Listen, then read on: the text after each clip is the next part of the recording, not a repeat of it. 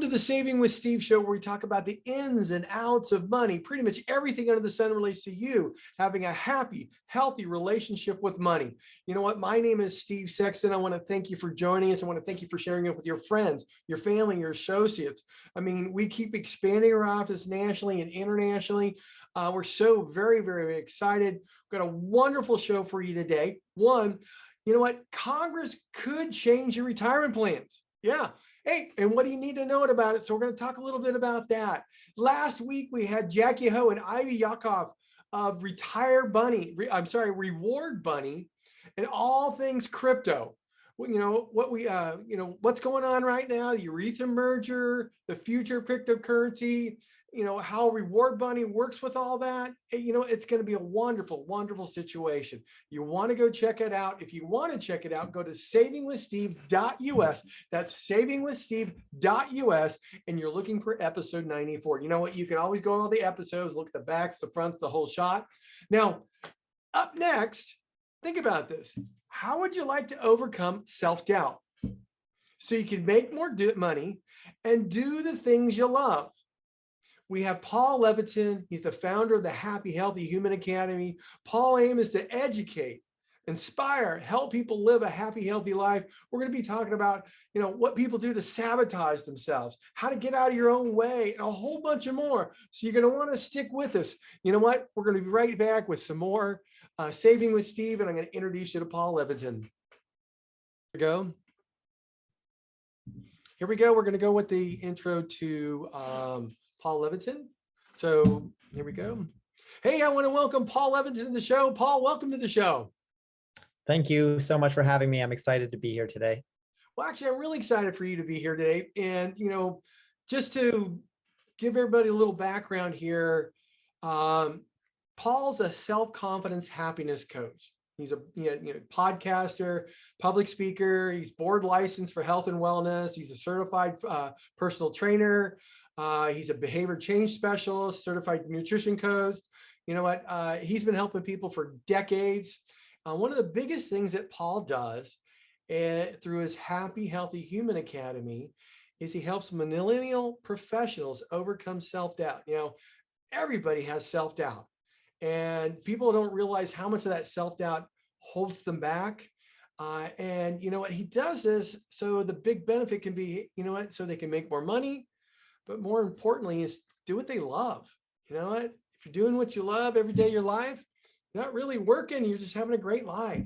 So he educates, he inspires, he helps millions of people live happy, healthy lives. So again, Paul, I'm grateful you're here. We've had a lot of, I want to say, emails coming in, say, ask him this, all this kind of stuff. But you know what I really like to do is get some background on you, more so than just the byline that I gave.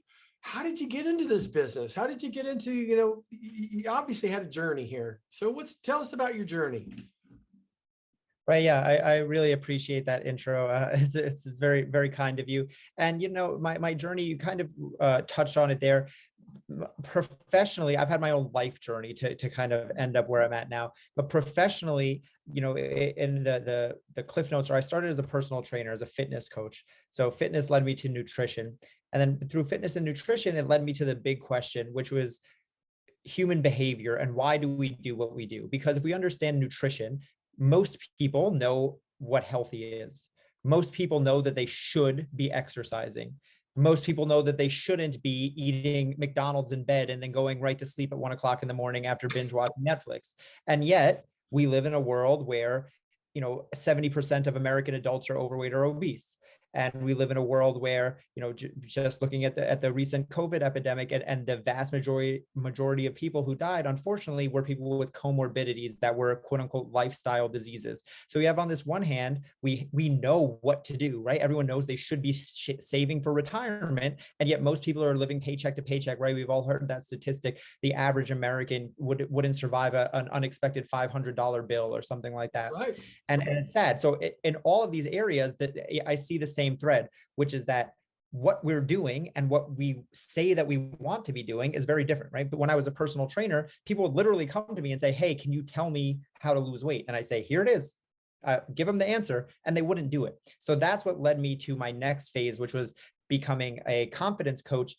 And a human behavior coach, because that's what I realized is what underpins all of this is behavior change, and behavior change is hard. So whether you're talking about saving for retirement, whether you're talking about changing your diet, whether you're talking about having the hard conversation with your husband or wife, what we're talking about is behavior change. And that's a hard thing.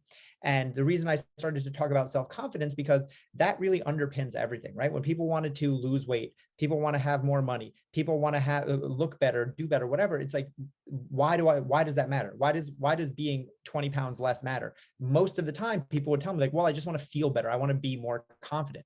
So with my own coaching and with my own practice, I started to say, well, why don't we just cut straight to the chase and start with the end in mind, and realize that that's the big thing that we're really going for. And we're going in a roundabout way, trying to get it through health or fitness or money in a bank or status at a job. But in reality, we just want to feel a little better about ourselves. I think that's wonderful. I some of the things that you said, people pick up on, but a lot of people don't realize that the things that they do when they're younger has a compound effect. And this might be more of an extreme example. It might be a perfect example. I have a client, and you know what? She used to weigh 400 pounds. She only weighs about 150 now, and she's 62, and she's recently at the beach. And I'm not going to say a rogue wave hit her, but it was a rip current. But she got hit in a way where the wave actually broke her tibia. Now, how would that happen for a 60-some-odd-year-old person? Well, the reality is all the junk that she was eating caused problems with the calcium in her bones. And this is what she heard from the doctor. And the doctor says, that's why it broke. And she was flabbergasted by that. She goes, that's usually an injury some football player gets. So it's one of those things where that compound effect. And you know what? I'm probably one of those people that sabotage a few things here or there like everybody else. And that kind of leads into the next thing I want to talk about is, how do people sabotage themselves? And this might be a lengthy discussion, but yeah, that's a big one. But again, there's a reason you mentioned my company, and my podcast is called Happy Healthy Human. And the reason it's Happy Healthy Human is the last word, because all of this stuff is human stuff. So you go through this, I go through this, she goes through this. It might be different, right? One person's weight struggles is another person's money struggles, is another person's relationship struggles. But the point is that we all struggle, and we all struggle in the same ways. And self-sabotage is a big one, because in reality, we have to kind of admit that we are in control of our own destiny, right? We can talk about the markets, we can talk about the stock, we can talk about the pandemic, but in reality, if you weren't saving for retirement before, you put yourself into that position, right? Like it's the same thing with, again, with diet, with exercise, with everything. Like we have to take a level of personal ownership.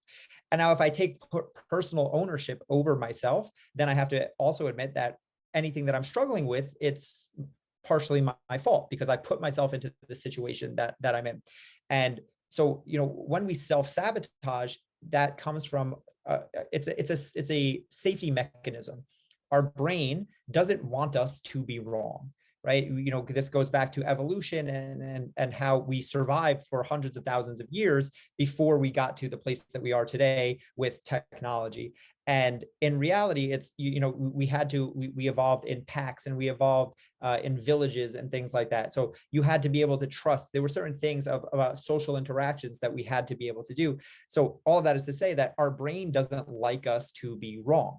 So it doesn't like when I say, I'm going to eat healthy, and then again, I find myself circling the McDonald's drive-through again. That causes what's called cognitive dissonance. So now I have two conflicting views in my brain. I have one that I said, I need to eat health. I'm choosing to eat healthy now. And then I also have the fact that I'm in a McDonald's drive-through eating a Big Mac shamefully in my car right now. Those two things are conflicting. So in order for my brain to wrap itself around that, it can't have those two conflicting views at the same time. It has to say, it will self-sabotage. And self-sabotage comes in the form of, well, it's just too hard. Well, it's impossible. I'm too busy. I didn't have time to cook a healthy meal, and McDonald's is just what's available. So it allows me to have excuses so that I can then wash away one of those things, usually the thing that was harder to do, right? It's harder to eat healthy every day. So my brain gives me an excuse of why it was the only logical step I could take was to not do that thing. Now that's interesting, because we kind of, you just said everything we all do. So it's so funny, because I was just thinking about that the other day. And I get up early and go work out. And it was one of those things where I had to get up at 4 o'clock in the morning for meetings. And I'm thinking to myself, okay, I get up at 4 o'clock, I do this. You know what? I could be here for 15 more minutes and I would feel a lot better today. And, and I was really close to not working out. So I totally get it. I totally get it. Hey, look, you know what? We're going to take a quick break and we're going to be right back here with more Saving with Steve and Paul Levitin and the Happy Healthy Human Academy. So stick with us. We're going to be right back. Okay, Cameron, we just finished opening in segment 1 with Paul, and we're going to be moving into segment 2 with Paul in just a moment. Here we go. Okay. Hey, welcome back to the Saving with Steve show, where we talk about the ins and outs of money, pretty much everything under the sun that relates to you having a happier, healthy relationship with money. Hey, I want to thank you for joining us. If you'd like to go to our website at savingwithsteve.us, you can get guest gifts, background information, even goffs of people who messed up while they were talking, just like I do all the time. And you know what? I'd like to just say thanks to our affiliates at UK Health Radio, BBS Radio, AM/FM 247. They make sure we get around the world, and we want to thank you for that. So you want to go check out their websites because they have a number of other podcasts that can help you out as well. Now, if you'd like to go check out Saving with Steve Sexton and get more information, guest gifts, as well as some financial tips, you can go right there as well. Now, you know what? We're back here with Paul Levitin again, Happy Healthy Human Academy. I love that podcast name. But you know what? I want to get into this. We talked about how people sabotage themselves, but also in the same token, how people get in their own way. It's a little bit different, is it not? So help us understand that. Right. I mean, I look at these kind of as the same thing because, again, I was saying before, how I got here and fitness and nutrition, how people know things. So we have to understand we live in the information age. Information has been commoditized. We're talking on a device right now that has all of the world's information on it. So we have to admit then that lack of information can no longer be an excuse, right? I don't know is a bad excuse because it means that you didn't Google it. That's all it means. It means you didn't do your research. So I don't know how to exercise. It's fine, but you could learn. I don't know how to eat healthy. I don't know how to save for retirement. I don't know whatever the thing that you don't know, the information is out there. So when you're not doing it, like let's leave that excuse and realize that there are bigger things that the reasons that are going to get in the way of us are, again, our self-sabotage. It's us getting in our own way, because even if I have all the information, that doesn't make it any easier. Right? I can know that I should save for retirement, but in the moment when I have to choose between buying something right now and saving for a potential retirement 30 years from now, that's a hard thing. And now I'm dealing with human emotion, I'm dealing with human behavior, and I'm dealing with more deep-seated internalized beliefs. So we just have to kind of admit that like, okay, lack of information isn't what's holding us back. It's really us getting in our own way. And then we can have a deeper conversation about it. Oh, okay. No, I see that. I'm just, it's funny. You look at these things, listen to somebody like yourself, and you go, okay, I get that. I can see how people do that. I've talked to people who've done that. I've done that. We've all done that. So now you have your 3 pillars of wellness. Okay. So how do they work and how are they applied? Right. So, I mean, it's right there in the name. It's happy, healthy, human. So I think about happy being mindset, healthy being a physical well-being, and human being the social, the interplay between us and other people. I just said that, humans are social creatures. We have come up in tribes and villages, and being a part of a broader society is a big part of that. So when we want to paint a picture of what a full life is, I think it has to include all of those things. I look at happy and healthy as 2 sides of the same coin. You can't be fully healthy if you're not happy in your mind, if you don't have that mental well-being, and you will never truly be happy if physically your body isn't where it needs to be. Meaning you don't have to be an athlete. That's not what I'm saying. But there is a level of, you want to be able to run around with your kids or go for a hike or go to Disneyland and be on your feet the whole day and not have to stop and sit down because you're so out of breath or something like that. And those two combined allow you to be a part of the bigger community, right? It allows you to be a better father, mother, brother, sister, aunt, uncle, priest, whatever you're going to be. Because in reality, life isn't just about us. It's about what we can do for others. That's so true. And I like the way you talk about that, because we were just, I have a mastermind group and we're just talking about this. where one of the mothers was talking with her daughter about making good food choices because they're going on a class field trip. And the daughter, the options: In-N-Out Burger, Starbucks, Chick-fil-A, stuff like that. And her mom was just having a discussion with her about, what, if you eat a bunch of junk, how are you going to feel the rest of the day? And you won't have a good time, which means you won't be able to be present. So she went through the choices with her daughter, and her daughter's like, well, even though I don't like Starbucks, but they have these protein bowls or these things that allow me to eat cleaner, so I can then go enjoy the rest of the day, as opposed to be that one of those kids that's going to be always testy. As an individual that works with people who are older, when you talk about having a happy, healthy life and being able to run around with the people you love and care about, and essentially what that means to me is being present, is I see people who, they spent a good portion of their life after retirement on the couch, talking to people on the phone, eating stuff, and they're upset because, they're now at a point where the doctors say, hey, you might need a walker, or you might need this knee replacement, you might have to walk with this cane, or they're in pain from ailments that have caused because of all the bad food and the choices they've made.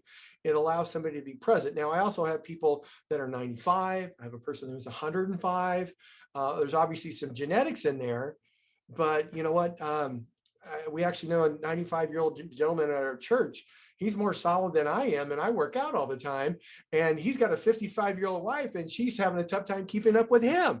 And it's because he's taking great care of himself, both mentally, physically, and what he eats. So I totally get that.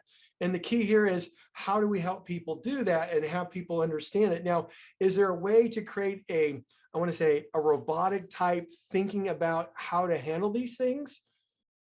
Yeah, so I want things to be as simple as possible, right? The more complicated things are, the less chance that people are going to do it, right? This goes back to what I was saying about studying human behavior and behavior change. This is the whole thing, right? Of course, again, everyone knows what to do. Eat healthy and exercise every day and get 8 hours of sleep and stop smoking and stop drinking alcohol. It's like when you do too much, you don't do anything at all. It's too overwhelming, right? We know from, again, study on top of study will tell us that isn't the thing. So the real secret sauce is to break everything down into its smallest constituent parts and make it so easy that you literally can't mess this up. And that's why the simplest place to start for most people are things like drinking more water, getting more steps, right? Eating more vegetables. I'm not talking about cutting anything else out. I'm just adding a little bit, because the people will look at this stuff and go, well, that's too easy. What's getting more steps going to do? What's drinking a little bit more water going to do? It's not that will change your life. It's that starts to tip the scale in the direction of the person that you're trying to be, right? It's the same thing. Again, we're talking about money here. We can talk about investing. It's the same thing as these things like acorns, right? That's one that rounds up your the change from everything that you buy and invest it for you. It's like, is the 16 cents that's left over from your Starbucks meal going to make you rich? No, but it's about the habit of continual investing over time, and then the compound interest that will pay. So a lot of times people look at this stuff about life change because they're like, oh, I have to lose all this weight, or I want to be rich in 30 years, or I want to be whatever the thing is. And it's so big, it becomes overwhelming. So we need to dial it back and look at, what can I do today to be one step better, so that when I wake up tomorrow, I'm a little bit closer to where I want to be than I was today. And if I do that over and over and over, all of a sudden, it's that old saying of, it takes 10 years to become an overnight success. All of a sudden it happens, but it's that small incremental effort over time that adds up to the big change. It's not one change in one big foul swoop. I totally agree with you. I just call that the compound effect. It could be positive or it could be negative, depending on how you act or behave. But I'm a personal believer in that. And I actually subscribe to it, because a lot of people looked at me. I'm a cancer survivor of 16 years, but like when I started working out slowly but surely, I barely could leg press 10 pounds. Before I had cancer, I was in the 400s, but it was like 10 pounds because I was so wiped out. Plus I'd lost 30 pounds, but it was slowly but surely building that up. And I never really overdid it. I just continued on the pace. And I see so many people do that, whether it be finances, debt, or eating, that diet bounce, where they starve themselves for 22, 23 days. Hey, I lost 25 pounds. A month later, they're back up 35 pounds, and that type of thing. So I think that's very, very cool. And I think if anybody takes a aha from this, starting out little could make all the difference in the world. You just got to keep at it.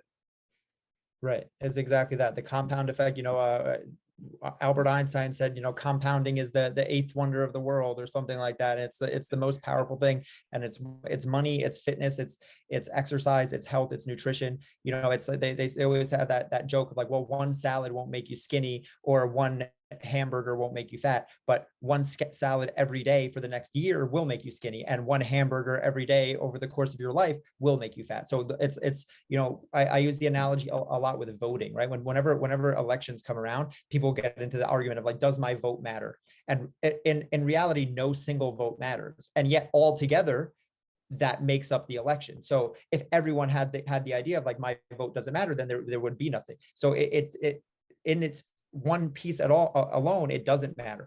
But when you put it all together, all of those tiny pieces add up to be the entire thing. And that's what matters the most. I agree with that. Same thing goes with donating money. Some people think $5 isn't that big of a deal, but when you look at all the people that donate, I mean, I think there was almost $500 million donated last year. But if you can think about it over a lifetime, it's solved certain cancer issues. I mean, you know what? Hey, it's making a dent. Now, we just got a few minutes left. Paul, I'd like to have you talk about your Healthy Human Academy. I'd like to talk about how people can get in touch with you, can get your help, because there's probably a lot of people here going, I could use some help like that. So how can we get your help? I appreciate that. So again, my name is Paul Levitin. I'm across all social media platforms. It's just my name. You can find me on Instagram, Facebook, LinkedIn, TikTok, Smoke Signal, Carrier Pigeons, wherever you can find me, I'll be there. It's just my name. Keep it super simple. Again, my podcast is called Happy Healthy Human. And I have a coaching company called Happy Healthy Human Academy. I have a course on self-sabotage. We talked about self-sabotage a little bit today. So I actually have a masterclass on the 5 human tendencies that lead to self-sabotage that I'm happy to give to anyone for free. You mentioned that you have a resource page where you keep this stuff. So I'm happy to add that to the list. And if anyone wants to get in touch with me, if they're interested in that masterclass, take it, it's free. And beyond that, if you want to learn about my courses or what coaching with me would be like, you can reach out to me on Instagram or anywhere else and we can have a chat. That's wonderful, Paul. Make sure you send us that link because I'd like to put it up on the resource page as soon as possible. And on top of that, if you go to our resource page, you can go to Plan Well, and they will actually help you provide a free financial plan and what you need to do to make sure you get to retirement. With that, Paul, hey, stay happy, stay healthy. Thank you so much for joining us, and we appreciate the wisdom you provided. So we'll see you. Thank you so much. Bye-bye. Okay, there we go. Hey, Cameron, we're moving into segment number 3 here. And here we go. Welcome back to the Saving with Steve show, where we talk about the ins and outs of money, pretty much everything under the sun that relates to you having a healthy or happy relationship. Now, I would truly want to thank you for tuning in. I appreciate you letting your friends and family know. All the replays are available at savingwithsteve.us. If you're enjoying the stories of helpful information and insight on Saving with Steve, hey, then I encourage you to check out a few of our affiliates at UK Health Radio, BBS Radio, Talk Radio, New York City. All these networks are dedicated to empowering you to solve problems, uplift your spirit, and live a life of personal and financial freedom. Hey, you can follow us at Facebook at Saving with Steve Sexton. You know what? You can get the Insiders Club. Go to our resource page at savingwithsteve.us, and you're going to be able to get Paul's links. You're going to be able to go to Plan Well. You're going to be able to do all that stuff and get some great information. Next up, hey, look, Congress could change your retirement plan. What you need to know. One of the biggest things that we need to keep an eyeball on is what Congress is doing, whether they want to raise our taxes or what. We're likely to see that, but we're likely to see significant changes in our retirement plan, specifically the 401ks, the IRAs, the 403bs, the whole shot.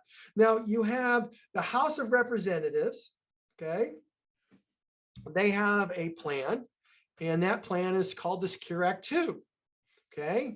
You have the Senate, which has the Enhanced American Retirement Now Act. And the Financial Committee has a companion bill called Rise and Shine. One of the big things that they're all looking to do and work out is, you know what, the required minimum distributions. This is really designed, you know what, the IRAs were set up to help people save for retirement so they weren't completely reliant on the government, okay? And you know, at some point in time, they want their cut, they want you to take it out in bits and pieces. That's just the size of it. Okay. That's why they have a required minimum distribution. If you don't start taking out, they have a 50% penalty. All right.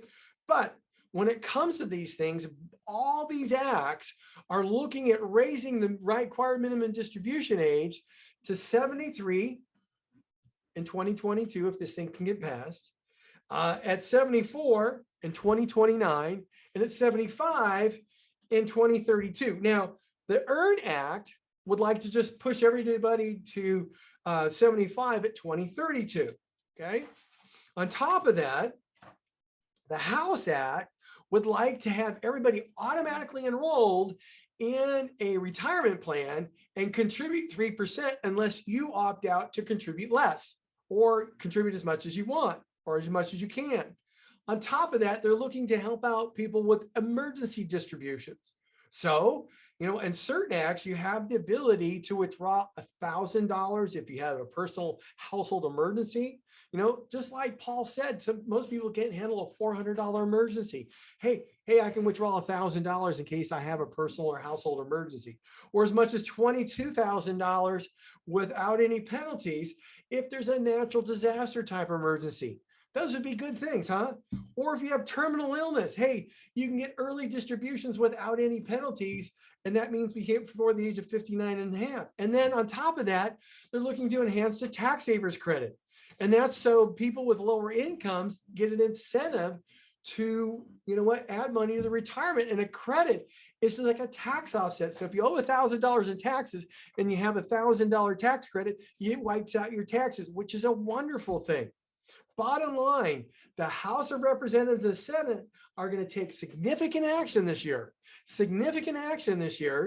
to adjust retirement saving plan to help people save more. Now, I've got this question that's been coming up through the blog at viewers@savingwithsteve.us, and people are asking, hey, why are they pushing it to 75? Okay, well, first of all, Secure Act pushed it to age 72. And don't ask me why they said before that it was 70 and a half. I don't know why. But one of the reasons why they did that is people are working longer, so they want to give them the opportunity to continue to save. And if it gets pushed up to 73, 74, 75, it's because people are working longer to save. The key here is this. You know what? Just saving $5,000 a year or a month, okay, for $5,000 a year for 30 years at 8%, it's just about $1 million. $10,000 a year, you're going to get about $1.5 million. 20, you could be at like $2.7 million. You know what? It could be very, very significant for you if you use that compounding effect on savings. So the key here is, how can we get you to save more? Look at ways that you can go and do that. That's going to make the whole difference in your world. So I want to thank you all for joining us here on Saving with Steve today. Paul Levitin with the Happy, Healthy Human Academy. Just wonderful. By the way, we're up to 95 episodes. We're getting pretty close to 100. Really excited about that. Talk to you about what the Congress could be doing with your retirement plans. You know what? Next week, we have a wonderful guest in Quinn Driscoll. She's going to be talking about business goals, the whole shot. It's going to be an outstanding episode. You're going to want to look forward to seeing you that. So, hey, look forward to seeing you next time right here on Saving with Steve. Stay safe, stay healthy.